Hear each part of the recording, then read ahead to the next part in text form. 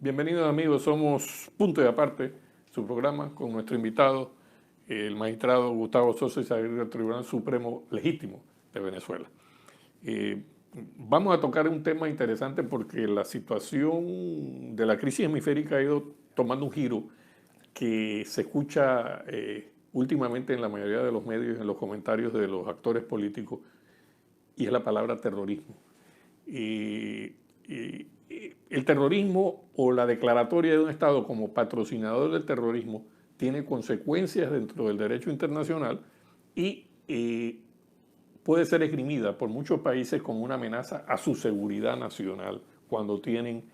temor de que ese terrorismo se extienda dentro de la frontera de su propio país. Esto lo hemos venido escuchando fuera de los otros argumentos de intervención humanitaria, de intervención política, etcétera, etcétera, etcétera. Últimamente hemos venido escuchando el término de que Venezuela se está convirtiendo en un país que patrocina el terrorismo con el apoyo de Cuba. Situación muy interesante, porque tengo entendido que Cuba hace unos años atrás era un Estado declarado como patrocinador del terrorismo, y tengo entendido que durante la época de Obama fue en la aproximación que le hizo Obama, parte de lo que se acordó y las concesiones que se le hizo a Cuba fue sacarla de esa lista o de esa denominación. Yo creo que todo va apuntando hacia el hecho de que Venezuela, incluso cuidado Cuba, va a volver a ser incluida, si sospecho que por ahí van las cosas, dentro de la lista de los estados que patrocinan el terrorismo. ¿Tú cómo ves esta nueva tendencia, Gustavo, de el mencionar el terrorismo como una de las causas, y sobre todo después que hemos visto cómo han destruido a Chile, que no es una cosa casual, los disturbios que se están dando en Colombia, que no son unas cosas casuales, puede haber y las hay, aspiraciones sociales y económicas de los pueblos, definitivamente no son todas falsas, pero se manipula estas aspiraciones de cambio para crear condiciones políticas diferentes con objetivos muy diferentes, como han destruido, por ejemplo, el metro de Chile, donde está comprobado que incendiaron estaciones de una manera simultánea con determinados mecanismos comunes en cada una de ellas. O sea, un cuerpo de gente entrenada para traer el caos a Chile y que efectivamente ha golpeado muy duro la economía chilena. ¿Tú cómo ves esta nueva faceta de la crisis hemisférica enfocada hacia la penetración del terrorismo y de la anarquía en nuestros países como un elemento para preservar la dictadura venezolana y preservar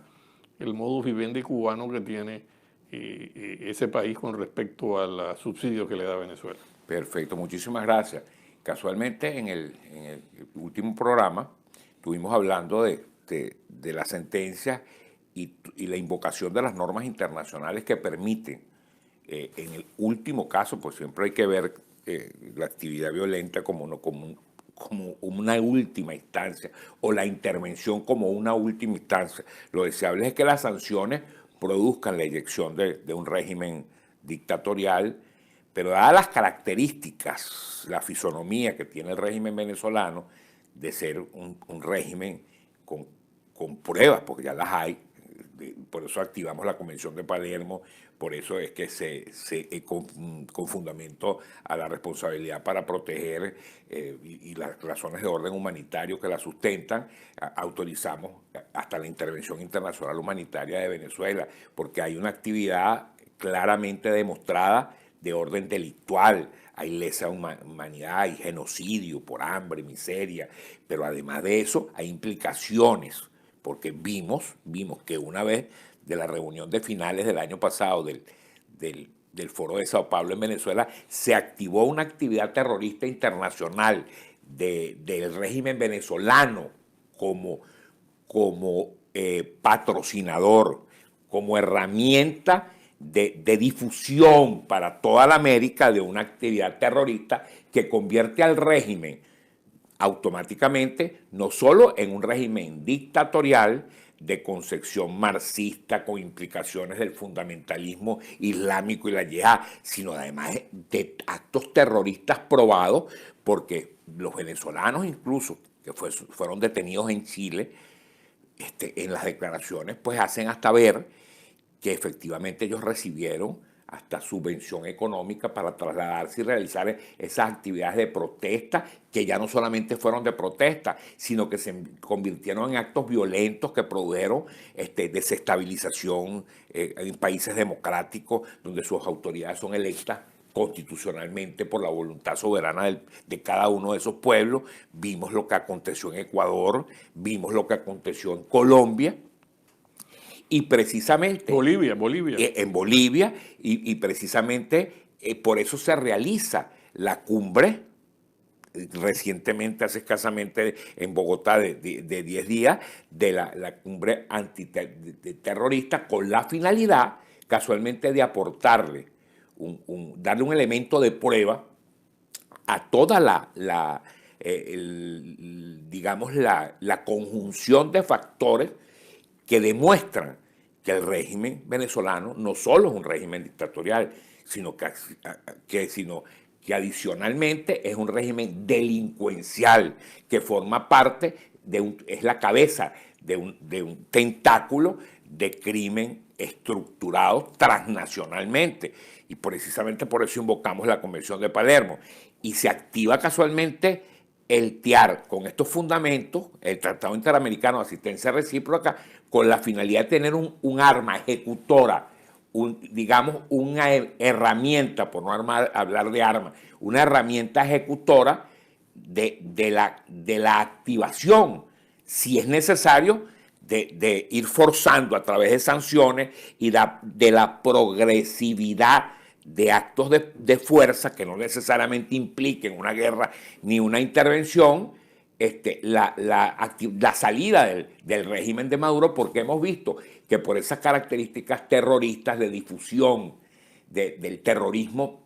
de Estado hacia otros países, es un régimen que no pretende salir de ninguna manera pacífica ni de ninguna manera constitucional, y que hemos visto también que las sanciones,